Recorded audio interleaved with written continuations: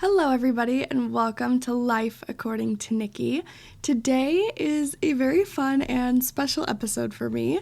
I was a guest on another person's podcast, the Super Sex podcast. It was such a delight. I actually went on for 2 different episodes, and I'm going to be going back for a couple more, so stay tuned on my Instagram. I'm going to give some more information and actually take some questions that you all might want me to answer. So just know that that's coming. But I did do 2 episodes with the Super Sex podcast. It was such an honor to be asked to go on. I am friends with both of the hosts. We are all in the Sexology master's program together, although they are absolutely incredible in their fields, and they've just decided to do this on top of everything else that they have already accomplished in life. So I am intensely impressed by them, and I was so honored that they wanted to come and talk to me when they have so much expertise in their own fields. I think I've mentioned before in my past episodes where I talk about my classes and who I'm taking my classes with, like who is a part of this program that I'm doing for sexology. And it is very, very smart, amazing people in the field of sexology. Taj has been a women's health nurse for years. She works with people who have vulvic and cervical cancer. And then Jordan, he works with special needs teenagers, teaching them about proper sexual health. They're amazing. And it was just a wonderful opportunity to get to talk with them about the 2 things that I am most passionate about in this world. No, it is not movies and TV. It is religion and sex, and then also products. So the second episode, all about products, me talking it up about vibrators, that is going to be coming soon. I'm getting the audio files from Jordan. He has been so gracious to give me the audio files so I can post them here on my own page. But this episode, it was really important for me to get this out as soon as possible because I love talking about my spirituality and my sexuality. Because for some reason, the world loves to tell a story that they cannot coexist and that, you must be in one or the other and they can't possibly have any sort of crossover. But I think, honestly, for the majority of people, that story doesn't reflect their own personal feelings or the life that they live. But that's the only one that's been told for a very long time. So I'm here to tell a new story, to share a new perspective. I actually don't think it's that new, to just share my perspective and hopefully give some insight to people who do think that there's no way that spirituality and sexuality can live in the same world. So without further ado, let's get to my interview on the Super Sex podcast. Are we kidding?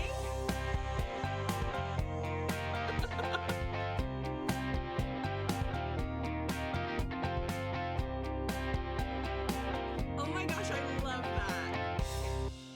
All right, guys, today we have Nikki Kelly back in the studio because we love talking to her so much. We've also got our favorite pagan in the house, Tarsh Wilson. I love that. That's going to be my new intro now. The pagan. The peak. And you can say the pagan because you're German as well. Oh, no, it's like 5%, mate. It doesn't matter, you're all out German now. That's enough for the accent. Oh, today we just had this brilliant idea. In fact, no, we didn't have it. Nikki had it. We're calling this episode 2 Pagans and a Mormon. I think that's fairly self-explanatory about what the fuck we're talking about. We are talking about the intersection of sex, love, relationships, and religion. Mm-hmm. Yes. Let's dive into this because Mormon's not the right term, is it? That is correct. Yes, it is not the right term. For idiots like me, please clarify. Yeah. No, it's definitely the term we've been known by for a very long time, but it is and has always been the Church of Jesus Christ of Latter-day Saints. So the term Mormon was actually a term originally to make fun of us because we believe in the Book of Mormon. Yeah. But, when people ask me, like, are you Mormon? usually I know what they mean, and I'm not easily offended, so I'll say like, well, I mean, Mormon died a long time ago, but like we are Christian, like we're Christian, but Latter-day Saint is typically a little bit more accurate than Mormon because there are 3 different denominations of Mormon. You have RLDS, FLDS, and then LDS. Yeah. So, but that gets confusing and you don't want to explain it. So the Church of Jesus Christ of Latter-day Saints is the official name, and that is the religious denomination I am a part of. Oh, okay. I love this. This is going to be fascinating because I think when we talk religion, I think that is almost the umbrella that is shielding us or protecting us from the terms like shame and stigma and purity and all these other things that come into it. Because I grew up in the north of England, raised not necessarily religiously, but under the banner of Church of England. Now, the Church of England is far more liberal than Catholics. I dated a South American Catholic girl, and the intersection of us coming together with the way dramatic? that it was dramatic. So my mum's Church of England and my dad's Catholic. Wow. Yeah. See, And I'm a pagan. So I just was like, bye, guys. That's what that's out of here. Church of England and Catholic birthed the pagan. I was just like, atheist for a while. I'm like, no, stop everybody. I'm going pagan, and read up on it, and I really enjoy it now. So yeah. But yeah, I know where you're coming from with the whole Church of England and Catholics. So I was raised as a Catholic, but my mum and dad got married in a Church of England church. Somebody was burning. Probably me inside my mum's tummy. It's 'cause you're a pagan. That's an L. Evil baby. Evil egg. No, You're this egg that was evil from the start. Where's my stone circle, fuckers? bring me drink and sex. Like, that's all I was as a little Give me the egg. vodka up the I mean, let's go. Oh, No, we need to make like a cartoon documentary of your life. I think that would just be brilliant. That's the beginning. It's the egg of evil. Yeah. But when these things do intersect, that's where I think challenges come up because we all get raised in our own little pockets, right? Yeah. Like Church of England is far more liberal than Catholic. And then there are certain sects within Christianity that are far more conservative than others. Right. I went to the one that was like so liberal, you might as well not even have a religion, you know. But it's when they come together that you see those differences in opinions and whatnot. Yeah. But I think now this really big thing has come out because the Pornhub stats for 2024, one of the biggest rises was Mormon wives and Mormon porn. Mm-hmm. Do Mormon people actually have sex different? Like, Yeah. And if it's better, where's our action on it? where does that go, and how is this even a thing? To be honest, I don't know if I can like fully speak to that because I don't know. But I do know in general, the moment you put the label Mormon on something, you're getting clicks. You're getting like I don't know what it quite is. I mean I do in some aspects, but there is so much about Latter-day Saint religion that is interesting to a lot of people. Because of what they think they know. Yes. Because of what, like, it's like, listen, what you think you know, probably 10% accurate. But it gets so much media attention. And we're just a peculiar, I think people want to figure us out and they want to put us in a box, right? And they have for so long that, you put Mormon on something and then all of a sudden people are interested. They're like, oh, I watched, Secret Lives of Mormon Wives, which like that is literally where I was like born and raised, like where that show is filmed. Like that is literally my neighborhood. Yeah. So Wow. and I like can't wait those to go women, like visit. I know in Utah, you're always one step away from like someone famous because there's so many influencers in Utah. There's also, I think, there's a lot of very beautiful people in Utah, very talented as well. This is what our discussion was at lunchtime. I want to go to Utah to find my hall pass. There are some very, very pretty people in Utah. Like, it's crazy. If you Google, like... Utah, you say? Yeah, like, if you Google, like, Mormons, like, why are Mormons... Like, one of the top searches are going to be, why are they so hot? Like, and this is not... Listen, I'm not in that category. I love how I look. Don't get me wrong. But it was rough growing up when people around you are just... beautiful. They are so pretty. So I'm changing They're so religion pretty. and going to Utah. But I think Same. we're very unique from the rest of the US as well, as far as like our habits go and the way that we live our lives. You know, the theology is, I think, very fascinating to people. It's like, you've never had coffee. You've never had a drink of alcohol in your whole life. Like, that is, to people, insane. That's insane for them. They're like, they can't even fathom, like, how have you ever had a good time? Like, but I have a completely different definition of what a good time looks like. Hang on, stop. Yes. They don't have Stop. coffee. I figured that out today too. Oh, you didn't know that? Coffee. I didn't know that. Did you not know that? No. I didn't. Yeah. Explain. So This is why I'm having a headache. I am now 7 days no coffee from 6 coffees a day. So Do you really need to go there just to get a dick? no. Just go to Utah and find him. Just go to Utah and find him. Say I'm not having coffee anymore. No. so it comes from it's just a health code that we have. Much you know, like Muslims have their health code. Yep. Jewish, it's very similar. Yeah. As far as like we have a health code. The basis of it is anything that could be addictive, we try and stay away from, because one of our biggest values is the ability to choose. The ability to make choices. And so when you are inhibited by something that you are addicted to, it's kind of choosing for you. You don't have a choice in it. That makes sense, yeah. So alcohol, drugs, coffee is quite addictive. But that's where it gets a little nuanced and tricky. I was going to say, you just told me at lunchtime, so we've just had some lunch together, Nikki and I, on our way here to the podcast, and you said that Utah has the best sodas mixtures ever.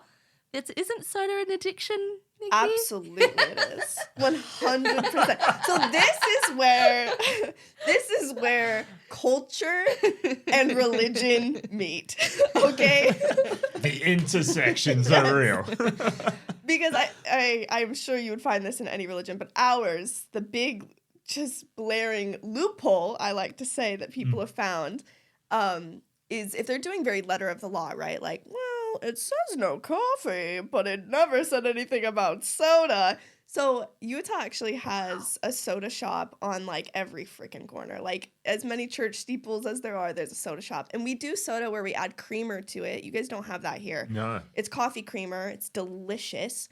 And you add fruit purees and syrups and their combination. So it's kind of like coffee in that you have your base, like, you know, your Dr. Pepper, Coke, or Pepsi or something. Yum. And then you add things to it, like lime, coconut creamer, different syrups, and Lord. This is my face the whole lunchtime was like, I want to go have one of these sodas. But then here's my problem. As someone, I don't drink a ton of soda. Like, if I'm going to have soda, I'm going to have it the Utah way. Do not get me wrong. Like, I am going to have my root beer with vanilla, coconut creamer, and half and half. But Wow. I think where people get really twisted in their beliefs, and this is why it's so salacious, this is why social media is like, this makes no sense, because it doesn't make any sense. Because really, if you're actually following the principle behind it, you're not going to have a 44-ounce soda every day. Like, if you're really trying to stay away from addictive substances, you're not going to do that.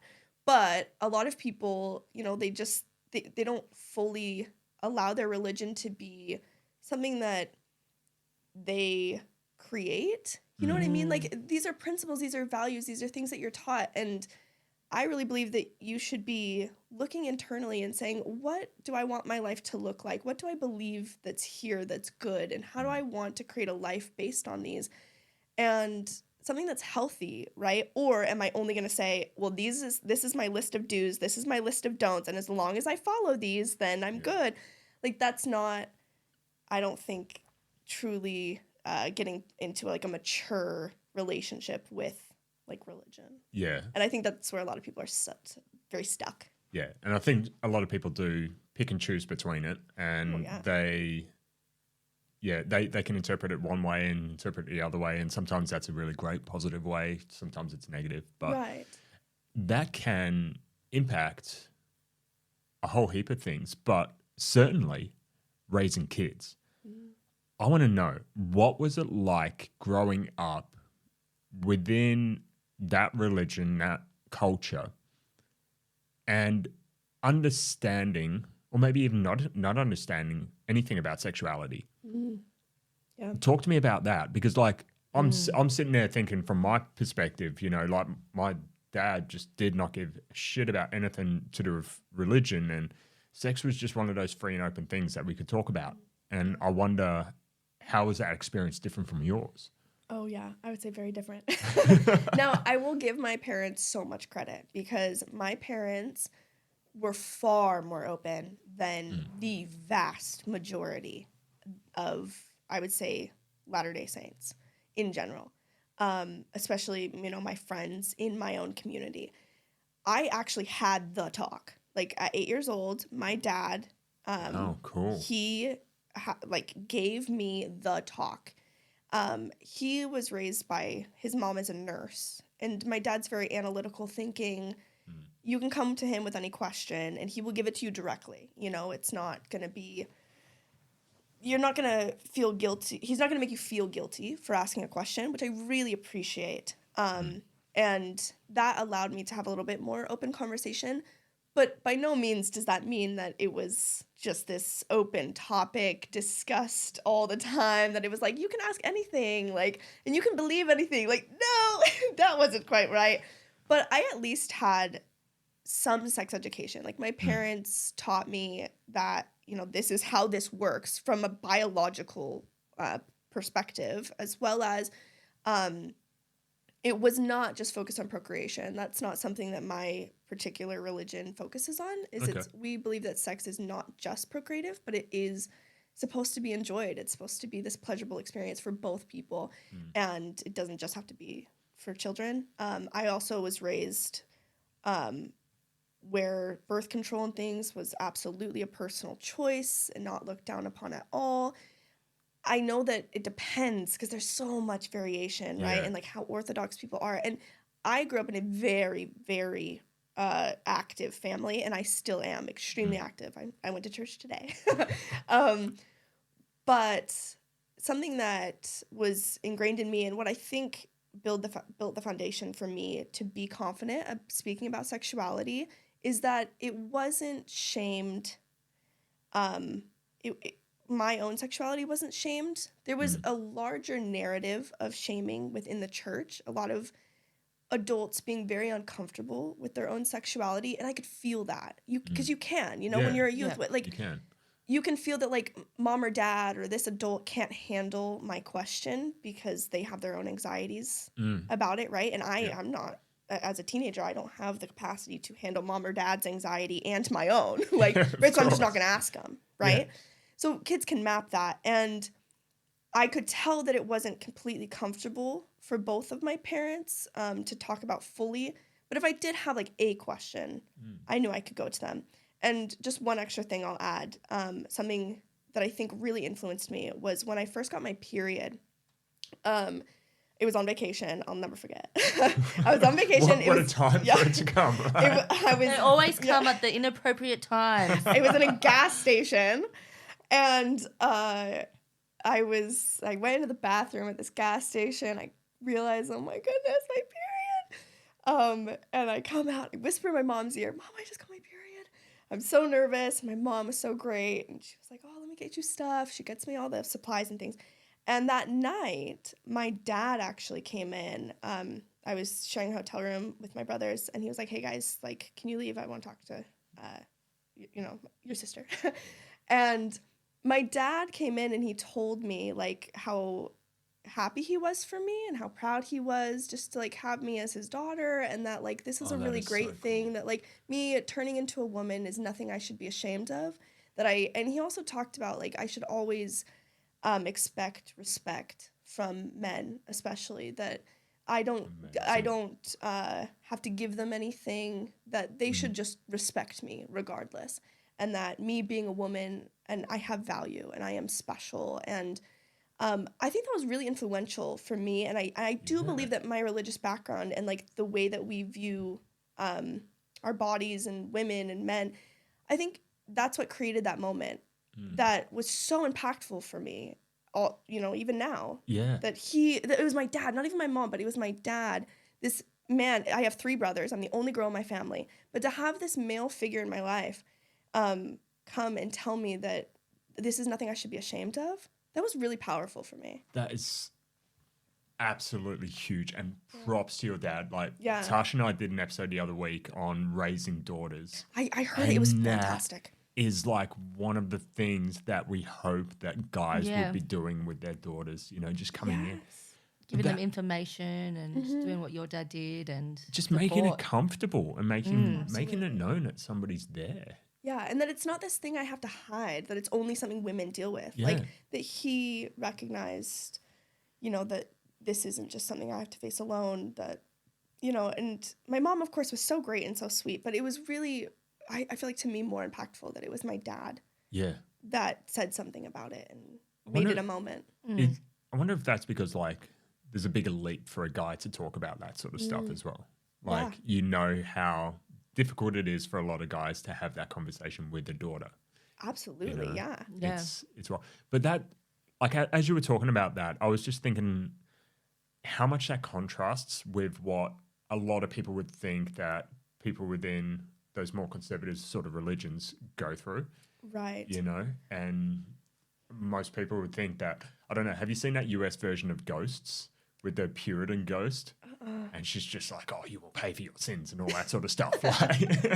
No, I will say that is probably, my experience is quite unique. Yeah. I would say if I was just any other run-of-the-mill, any one of my friends, like anyone else on this couch, they would say I received 0 sex education at all. Wow. And Utah is abstinence only. And even then, you have to have a permission slip that's signed by your parents for the 2-day unit. That's it. There 2 days. is nothing. They do not show you how to use a condom. They show nothing. Absolutely nothing. I remember like you label the parts of a penis, this is the shaft and this is the glands and this is, and then you do ovaries. We don't label the clitoris at all. Why would you need to know that? What? But a lot of the class actually got excused. Like their parents were not okay with them being in, even on this abstinence-only curriculum where you learn nothing, their parents still were not comfortable about it. And so, but they're not learning it at home, right? Because that's the idea. It's like, okay, if you don't want public school to teach your kids, then you need to be doing it. But they're not. So where I started seeing this real need, and I was like, oh, wow, people were raised different than me, was when I turned like 18, 19 years old, and I started going to college, and I had so many friends that had never put in a tampon before, and they had never, like, they were terrified. They knew nothing about sex, absolutely nothing. And I was sitting there going, how is this possible? Like, what do you mean? But I do understand, I think, in better capacity than someone who was not raised religious. Like, how is that possible? Because I think there's this automatic assumption that, like, well, you would have picked it up somewhere. Yeah. I'm telling you, as someone who was raised in a very religious household, it's very easy to not have exposure to that. Very easy. I did not have internet on my phone until I was 18 years old. Like, I didn't have Safari on my phone. My parents were very protective. Like, it's easy to not actually be exposed to those things. Because I suppose when you live in that fishbowl, nothing comes in and nothing really goes out, right? Yeah. Wow. Well, especially in Utah, because, like 62% is the same religion. There's so much around you that is very cultural as far as the church goes. It is such a dominating part of Utah culture, which is what makes it so distinct and different from the rest of the U.S. So, it is easier than people think. When you live in a community of people that think similarly, that live values similarly, I think it is easy to just have things fly under the radar. And sexuality and sex is going to be absolutely one that it's very taboo, I would say, across the board. Talk to me on that, though, because you're a sex educator. Right. You work with couples, you work in sex shops, and you help couples to be able to find the best of their sexuality together, right? How did you first decide to get into that? But more importantly, was it like a really massive cultural thing when you came out, for want of a better word? Like, and that was how what it felt was like. that? Like, I can. Yeah, that would have been very like. I'm just imagining it's Crap. terrifying. It was. It really, really was. For my undergrad, I've just known for so long, even when I was a teenager, I was like, maybe I'll teach, high school health. It was just always something that fascinated me. It was always something I wanted to ask questions on, and I tried. But then, again, these anxieties of these adults around me, they didn't make any sense to me, where I was like, why is this such an uncomfortable topic for you? Like, you have 10 kids. No, I was kidding. Like, you should be able to talk about this shit easy. Yeah. But it just never made any sense. And especially with the theology of, you're telling me that the mysteries of God will be unfolded, like that I can talk to God and I can get answers to my questions, but like all of a sudden I can't get answers to this. Like, that doesn't make any sense. You're directly contradicting yourself. So when I started college, I was like, you know what? I can't pursue sex education because what will other people think of me? I was very concerned about that. Yeah.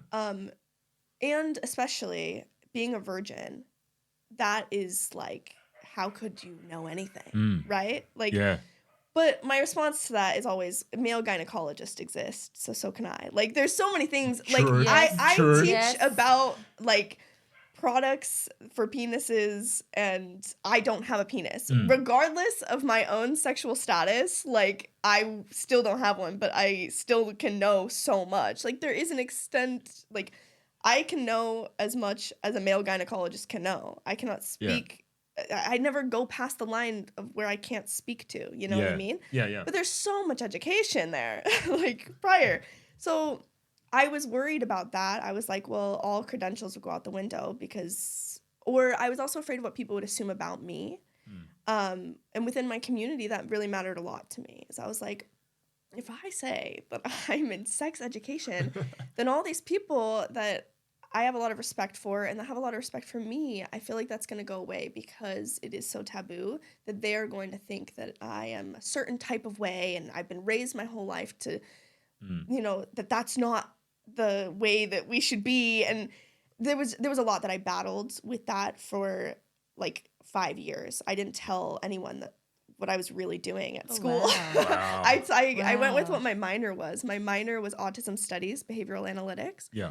And so I would say, I'm going into that anytime anybody asked. And I just felt more and more and more like I can help in this space. I can be a voice to the voiceless. I can speak to my own people. Yeah. And they need someone who can speak out on this because I'm helping everybody in the background. I'm doing sex ed nights at my apartment complex and they're growing in number. Like, cause just girls all around, like from church and from all over is like, oh, well, Nikki, like we'll talk about it. So like, let's go over. She seems to know all this stuff. Meanwhile, I'm in my room, like studying the crap out of everything.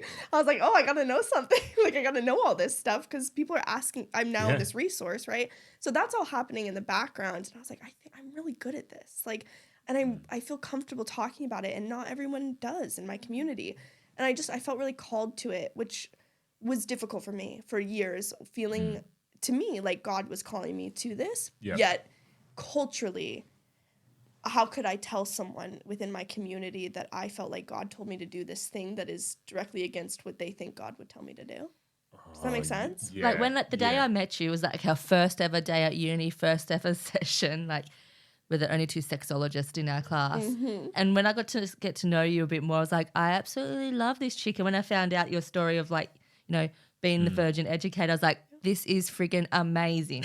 Like, this is amazing. And you know what you said then, it's like your calling. Yeah. I don't know how many of us have sat there, like, especially when we do the SAR, and we sit there and we look around the room and we go, these are our people. Yes. This is where I've always meant to be. And like you can see the people that are a little bit outside of that and they actively sort of start placing themselves on the fringes of the room towards the end of the week.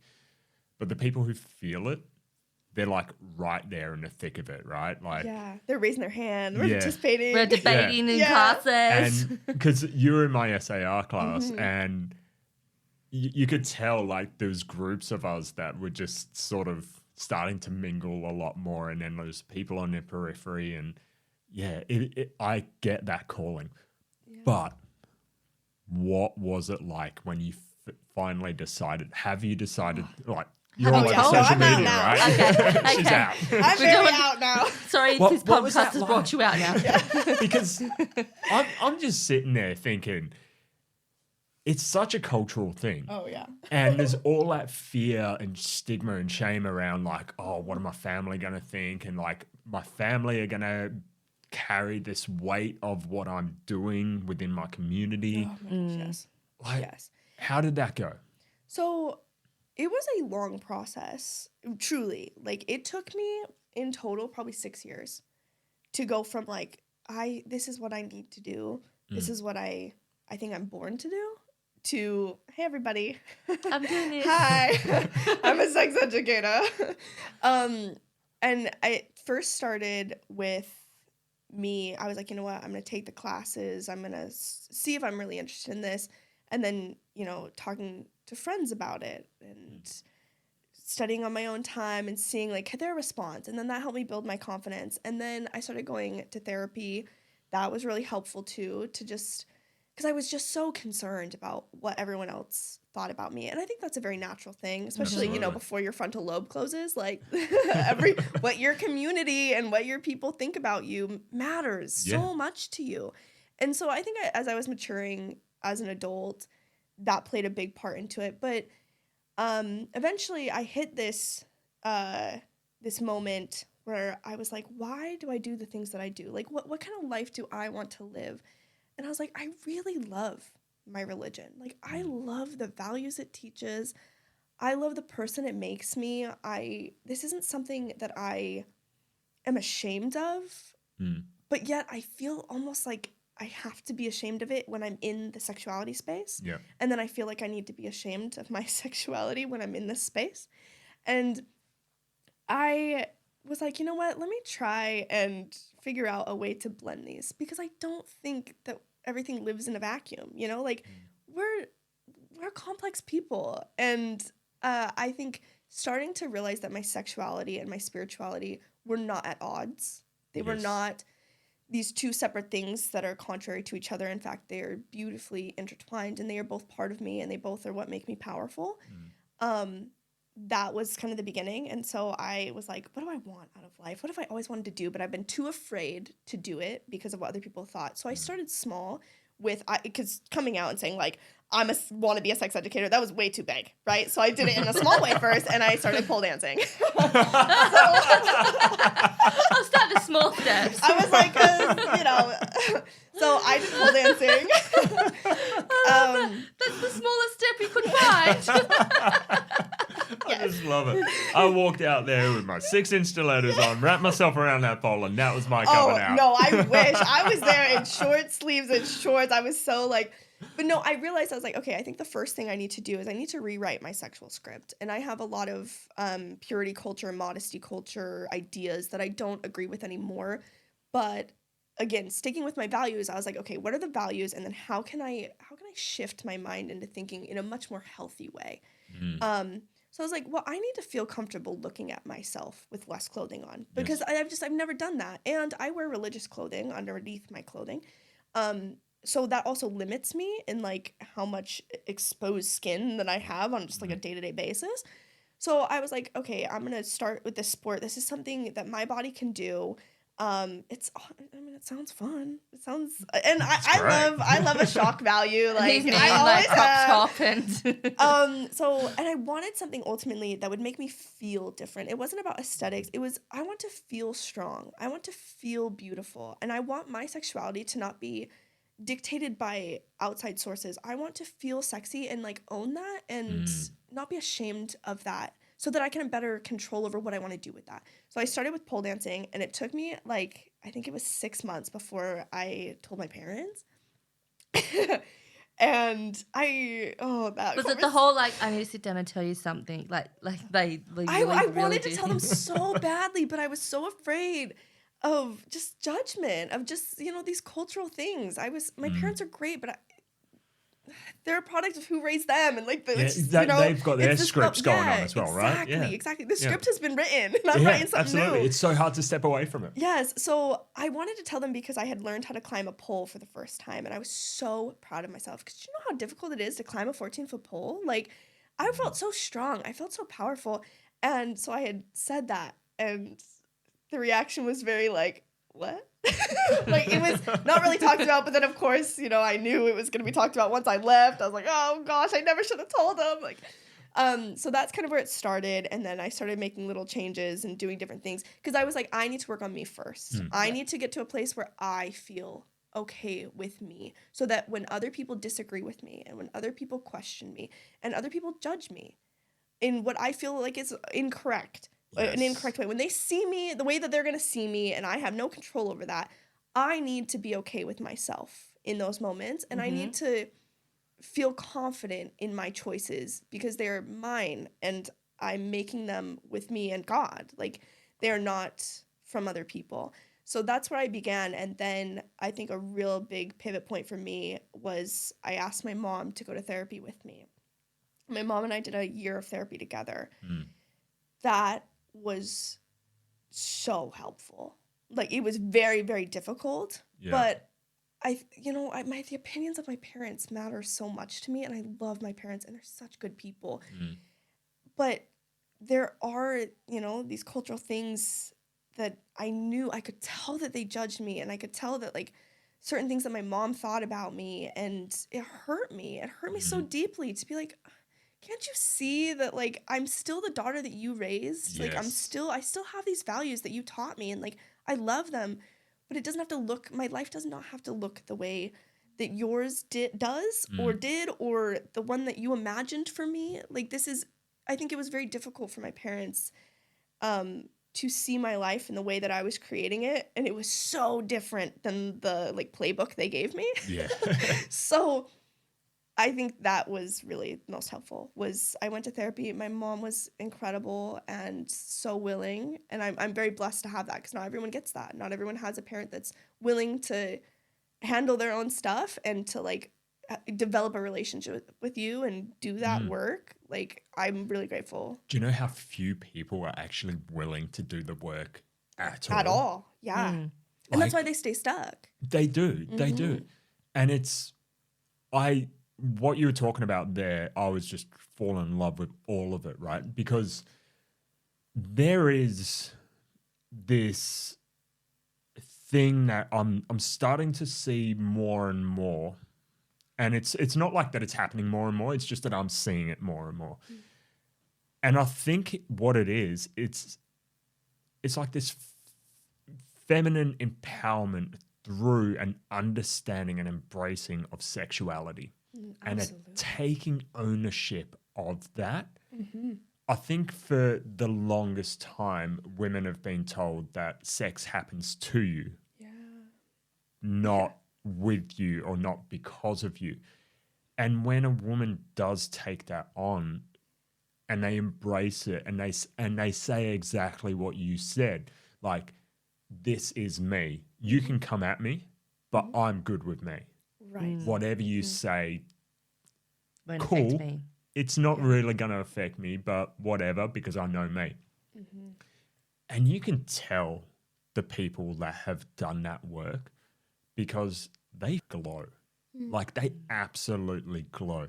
And you can see them walking down the street. You can see it in conversation. You can see it in a nightclub when you go out for dancing, you know. You can see those people. I'm not saying like they look like slutty or lascivious or anything like that. I'm just saying that there's an energy and a confidence of the person that glows with that. And it's like, you can throw your shit and it's not going to stick. Right. And I think more people, not just women, more people need to go on that fucking journey, and mainly men. Yeah. I'm throwing it out at guys. Guys need to do that. Oh, it would be so helpful to our society. Yes. if men did. Oh my God. Yeah. Now, I can only imagine that growing up, like obviously with no education around this, and you got a pretty decent education from, But still very little in comparison, limited, but like better. Yeah. But for the majority of LDS people, they're growing up with nothing. So you can imagine that prior to having a relationship or a marriage or something like that, there's a lot of issues, right? There's a lot of shame issues and all that sort of stuff. There's a lot of trying to figure out what happens, why my body does this, how my body does that, why I think this, why I think that. I'm really interested. What the fuck happens after people get married? Yes. Isn't this going to be your like? Did I just get it? This or is her not? This No. is no. This is her to wanting to do thing, isn't it? Yeah. This is literally why I have a job. Because they don't get it. And I think that that's what's sad is there's, again, these assumptions that you'd learn it along the way. Okay, then you don't. Okay, but at least you get married and then you're going to figure it out. How difficult can it really be? Right? Well, turns out really, really hard because so many of the couples that I work with have such traumatic honeymoon experiences.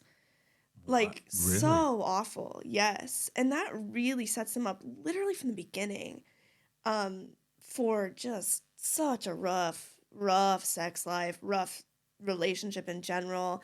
Like, and to me, it's so heartbreaking because marriage is valued so highly in my religion.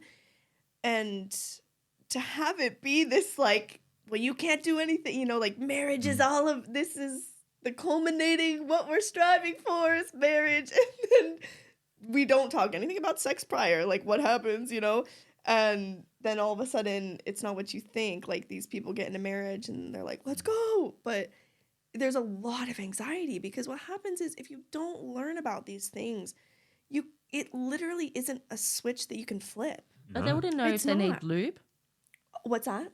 They wouldn't even know if they need lube or anything like that. Right. Well, the only advice that they're getting is from their like girlfriend, right? Like from the girls in their group, and they all have the same advice because they all just got the same advice from the same people, and it's not very inclusive.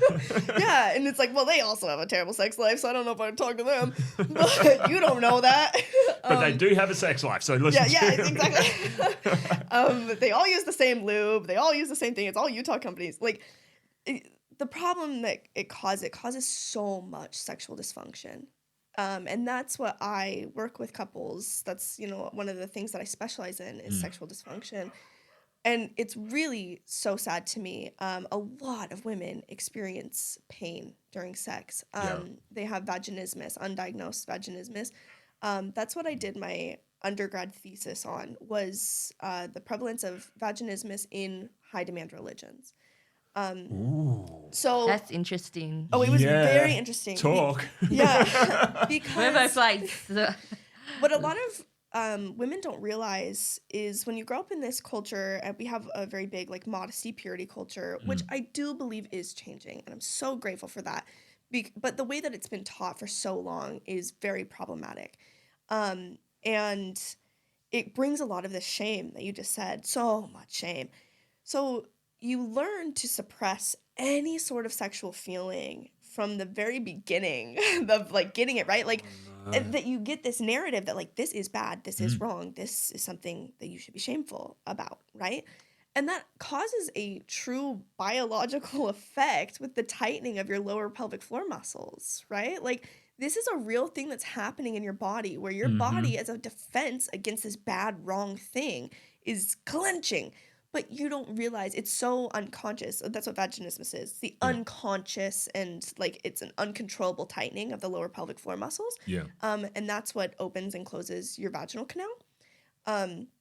So you have this tightening that occurs all throughout, your adolescence and into your early adulthood that you don't realize is going on. And you have a lot of shame and a lot of fear. And most couples, like the stats, I wish I could remember. I think it was like less than 50% have conversations about sex prior to marriage, which is again What? like what? That's bad. What? That's bad. Fuck. Yeah, so they're not talking about it. They're just like, oh, we're gonna get married and we're gonna figure it out, right?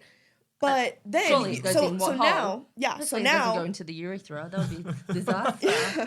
But So- that's the truth. That's the truth, though. Like, they don't know. Yeah, like they really don't. And depending on how you were raised, like your lack of knowledge could be quite severe. And so now you're having penetration for the very first time, right? And you've been told, well, it's going to hurt. Because that's the only advice that, most people get. Well, it's natural for it to hurt and all this stuff, right? Which again is like this this false thing that you're hearing, Yeah. right? Because it hurt your mom. She doesn't have a good, she never had a good sex life, and your friend doesn't have a good one, and everyone, it just perpetuates this cycle, right? Of like, well, this is the way that it is, and like, this is what you should expect. And it's not true. And so when it hurts really, really, really badly, then they go, oh, well, that's just what this is like. That's just how it is. But over time, that's going to be really problematic. And then it creates so many emotional problems for both people. It's heartbreaking. And then, I've met couples, genuinely, I have met couples who are 2 years into marriage and never had penetrative sex.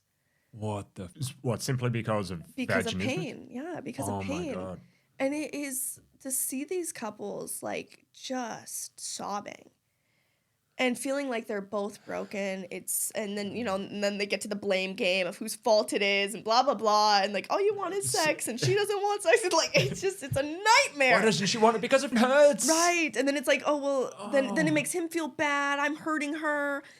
When this whole time, vaginismus is 100% preventable and curable.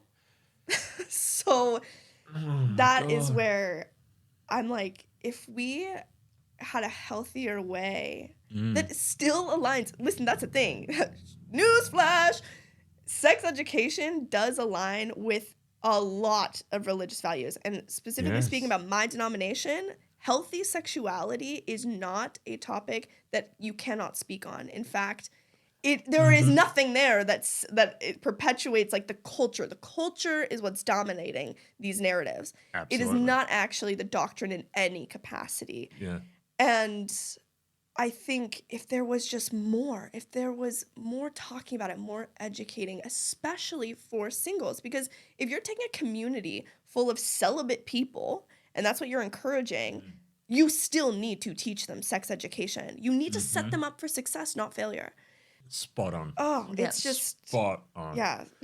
See, my thing that I'm hearing there and wondering is there's that saying, if you don't use it, you lose it, right? And that works just as much as with guys as it does with females. Like, basically, if guys aren't getting erections, their penis is starting to shrink and retract, and there's all sorts of blood flow issues, potential painful thing necrosis, happens. Peyronie's disease and stuff like that. yeah, Like that Peyronie's. needs like a little bit more, but like there's so many things that happens just to guys if they're not getting regular erections. Yeah. But I'm just thinking like the vagina and the vulva are so much more sensitive.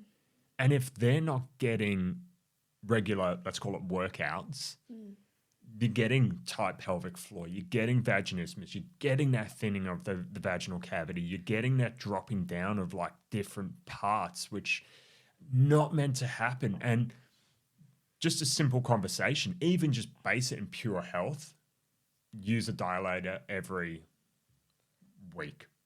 I don't know, just use something. Once.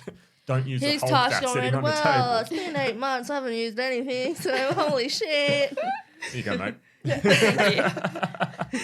So that's such an interesting point that you bring up. And I think a lot of times this is where it makes religious people very nervous, right? Is it's like, well, that I can't, right? And so I like to reframe it in a way that can be helpful, where these muscles that you're exercising, there's so many of them there, Yes. right? Like, as far we're talking physical muscles, but then also like mental and emotional, Because right? there's Like, that link to it as well. exactly. Yes. Like, if every single time that you have a sexual thought, you shame yourself for that, you feel bad, Yes. that is causing problems. You're working the wrong Yeah. muscle. Rather than holding that and being like, you know what, this is amazing that I can feel this way. And if you're religious, like, the way that I take it is like, wow, like, God created my body to do incredible things. Yes. Like, that's amazing. Yes. Wow, like, how cool am I? You know? And I don't shame myself for any sort of feeling that I have. And it's much like if you go to a museum and you look at a piece of art, right? And you're looking at something and you may have a reaction to that. It may evoke some sort of feeling within you. You may feel uncomfortable, or you may feel like really happy at whatever you're looking at, or maybe you feel turned on, or whatever it may be, right? But then, you know, you move on. You're not sitting there going, like, questioning, like, well, why do I feel this way? And, like, I shouldn't feel this way and all this.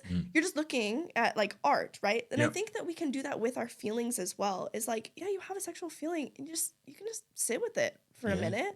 And then, but you can decide then what you're going to do with that. And I think there's three ways that you can go. You can suppress it, which that's going to cause major problems, okay? More You're going to end up in my office. Like, don't do that. You can act on it, you know, and you could masturbate 12 times a day. I mean, like, or you could just, there's so many different things that you could do to, like, act on it, right? But if that feels not within your value system, if you're like, oh, well, I don't want to masturbate, okay, well, then you can channel it then into something else.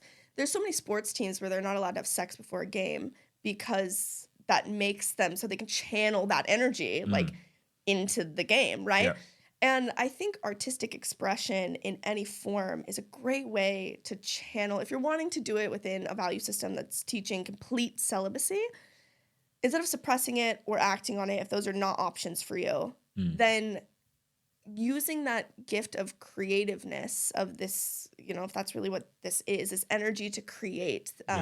You can create friendships, create beauty, create art. Yeah. I mean, think of, like, breakup songs, right? Like, when people, they have this love, this desire that they can no longer, like, give to somebody, and that hurts, and they want to express it, and then they write this incredible thing that can be shared with others. Is tangible, right? Right. Like, those are like the best songs, or a love song, you know, like, we can do the same even if you're not, like, having sex. There's healthy ways to handle your sexuality, but also embrace it, to find ways to feel confident about it. And again, not shaming yourself, I think, is such a big part of it. Is you need to be able to hold those things and be okay with that and see it as a gift and a blessing, if that's your religious, you know, like, theology, rather than this is somehow a detriment to your spirituality. Yeah. It's incredible. You've actually, like, hit exactly what I say to a lot of people in those more conservative religions, because, like, if you believe that God is all powerful and the creator of all things, and you need to respect your God and you know, and give back to your God. Sure. If your God created you with a clitoris with 10,000 nerve endings, He wants isn't you to it use it. disrespecting God by not using it? Exactly. Like, I mean, come on. There is one other thing. A lot of, when it comes to the conversation of desire, especially, like, sexual desire, right? Like, these things, I think it's a great skill and a muscle to exercise if you're someone that's practicing celibacy, to learn then what things you do like. And that doesn't necessarily mean sexually. Like, I'm meaning, like, just in life. Like, go after things that you desire. Because if you're not practicing any sort of skill, you know, that if you don't use it, you lose it. If you have never practiced, like, speaking up for yourself and saying when you like something, saying when you don't, whether that's at a restaurant and someone asks you what your order is and you're, like, afraid to, like, really voice what you want, I'll just go with what they want or something. Like, I know that's such a stupid example, but you need to be practicing these skills that can then be transferable into different settings. Yes. You know, like, that's, I think, where the mark is being missed within religious communities is they're afraid of, well, if you're practicing something, then you're immediately practicing it sexually, and that's a no-no, and so then you therefore do nothing. And I think that that's where we're getting so many problems. It's like, there's so many different ways that you can be healthy about this, still within your value system, practicing these skills that will set you up for success. Yeah. Yeah. I'm just like, I literally can't add anything more to that. I'm just like, yeah. But talking about the abstinence as well, it's not just cultural areas either. It's most schools teach abstinence. Yeah. Which is because you can teach abstinence and you can teach biology without taking the wrath of parents, basically. Yes. Because you literally just sit there and go, it's an anatomical lesson, and I'm teaching your kids not to do it. Yep. That's it. I'm teaching them how to keep themselves safe.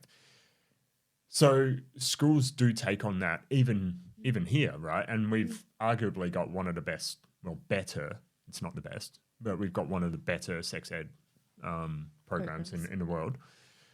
But yeah, we still largely revert back to that abstinence model. And that sort of, that embeds itself within culture, embeds itself within different thought processes, you know, and it all centers that primacy of penis and vagina sex. Absolutely, yeah. But on that, I want to ask a question, because this came up when I was about 16, 17. Remember that far back? Wow. Oh my gosh. Time Cool. is just on it. You got me the first time. You got me last time. You got me last time. But yeah, remembering that far back when I was a wee whippersnapper, you know, driving around in my little penny farthing. You know? So? But there was a girl who, let's say we were in cahoots with each other, and she turned around to me and she's like, I'm a virgin. And I'm like, cool. I think most of us are at 16, 17. Like, cool. And then she's like, oh, yeah, but I really like, you know, stuff when it goes in my ass. And I've had guys play around with my ass and all that sort of stuff. And I'm just like, how do we define virgin here? Like, if you're having regular anal sex with a load of different guys, like, it's vaginal stuff. But I suppose my question is, within that community, are there people who are playing around with, let's say, kink or fetish stuff? What? Oh, no. What'd you say? A gobby. I don't know that term. Blowjob. Oh, a blowjob. We don't call it that. Okay. But are there people out there within that community who are playing around with kink or fetish-based stuff Sure. and writing it off as, I'm not having I'm sex? not having sex. Yeah. Is that something that's actually going on? Oh, or absolutely. Oh. 100%. It Talk to me is. more about that. Oh my Yes. gosh. And the prevalence, like, Yeah. because now all my head is just going to, yes, Utah's got a lot of churches, but it's also got a lot of soda shops and a load of BDSM dungeons. Yeah.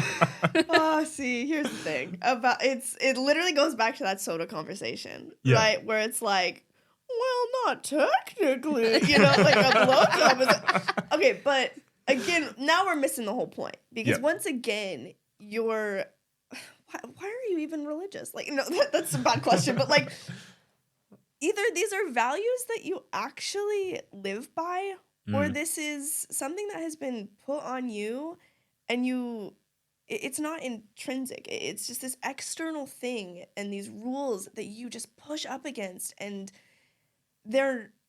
you learn to resent them. Yeah. Like, I can't imagine if I did not really truly hold these values as my own and be like, again, what kind of person do I want to be? How do I want to live my life? What kind of habits do I want to have? What am I okay with? What feels within my value system when it comes to like my sexual interaction with someone?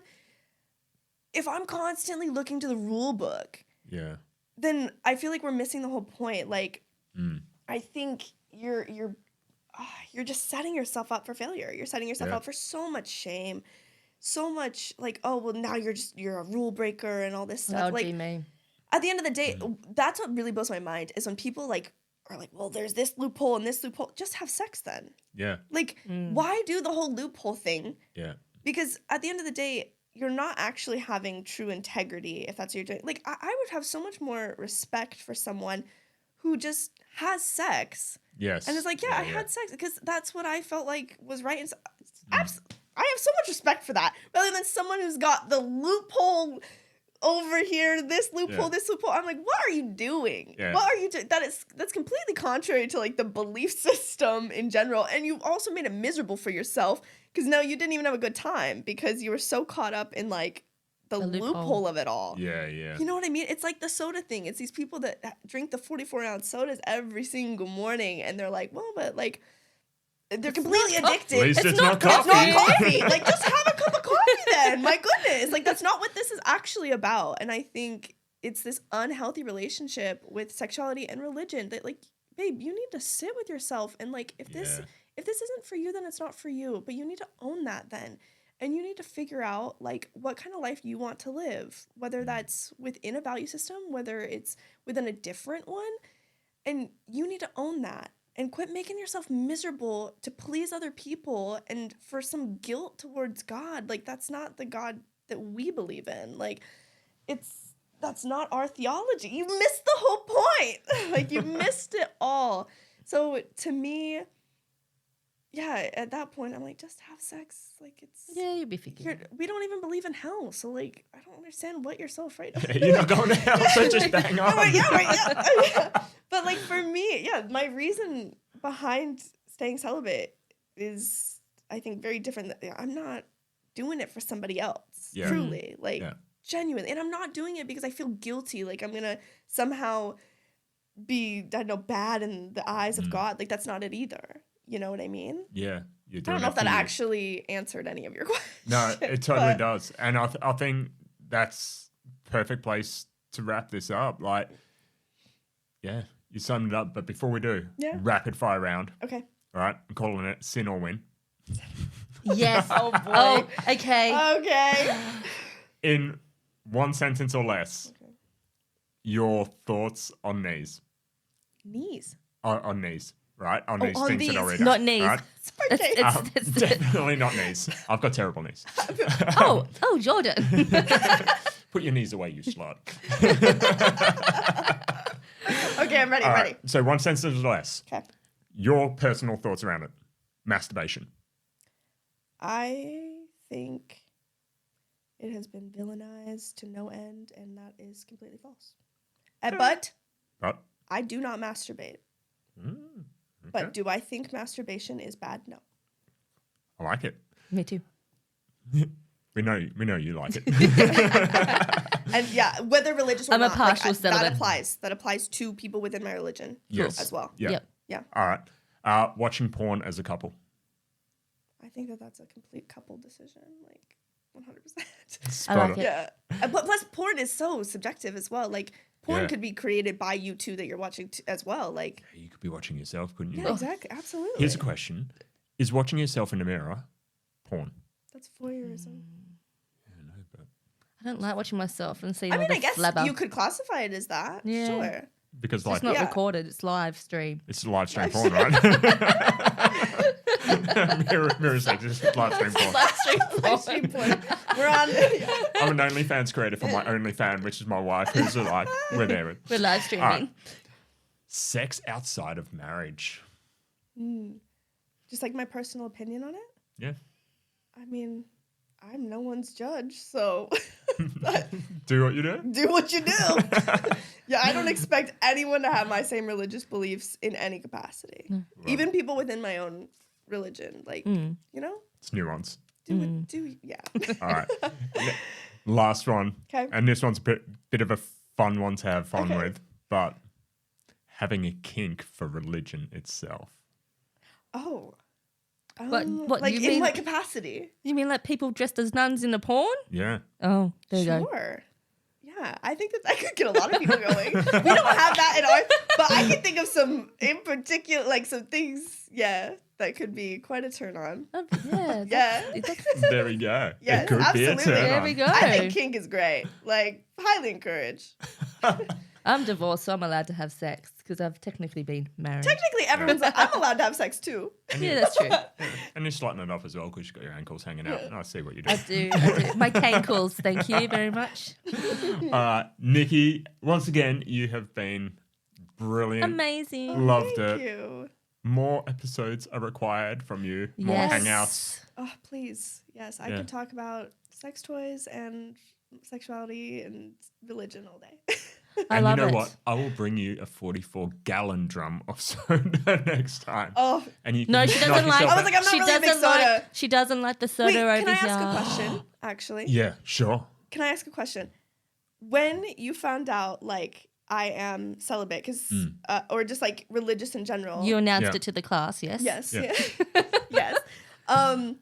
Did that change, like, your opinion or anything? I was more fascinated as to like, holy crap, and you're doing this, amazing. Yeah. Like, I found it more like encouraging and just Yeah. no judgment at all. Just like I was very amazed and like was very, I don't know what's the word, really wanted to get to know you because I was actually so appreciated that you actually took this path, even though you're not doing anything that we're learning in class. Yeah. Literally. Right. Me taking avid notes. Yeah. With the 201 questions, I feel like sometimes I go, Nikki, I'll just tell you in the car. Yeah. I also felt like a sense of wonder and awe because getting back to what I was saying about people who own their sexuality has been powerful.